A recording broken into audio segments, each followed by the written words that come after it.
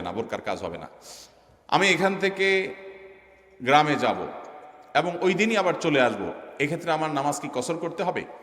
দেখুন, গ্রামে আমরা প্রত্যেকে যার যার বাড়িতে যখন যাব, সেটা আমাদের মূল ঠিকানা, আসল ঠিকানা হলে সেখানে আমি 1 ঘন্টার জন্য যদি যাই, নামাজ আমাকে পুরা পড়তে হবে।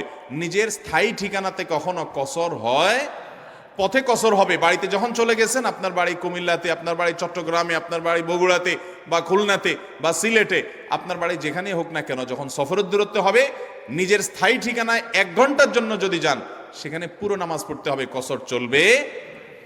কিন্তু কিছু লোক আছে, গ্রামে বাড়ি আছে ঠিক আছে, কিন্তু তাদের গ্রামের বাড়ি এখন আর স্থায়ী ঠিকানা না। ধরুন আপনি ঢাকা শহরে বাড়ি কিনছেন বা ফ্ল্যাট কিনছেন, পাসপোর্টে, এনআইডিতে, সরকারি সব কাগজে পত্রে ঠিকানাতে আপনি স্থায়ী ঠিকানাও এটা, বর্তমান ঠিকানাও এটা। গ্রামের বাড়ি আছে কিন্তু ওটা আপনার স্থায়ীও না, বর্তমান ঠিকানাও না, জাস্ট বেড়াইতে যান, ভাই বেড়াদাররা আছে, অন্যরা আছে, তাহলে ওইটাতে আপনি গেস্ট, সেখানে আপনি কসর পড়বেন। এবং এটা আপনার স্থায়ী এবং বর্তমান ঠিকানা হলে, অনেকে আছে বাড়িতে জমি জমা আছে, শুধুমাত্র থাকার ঘরবাড়িও নাই এবং ভাগযোগ হয়ে গেছে, সে শুধু গেস্ট হিসেবে যায়, ভাইদের মেহমান হয়ে যায়, তাহলে সে কসর পড়বে।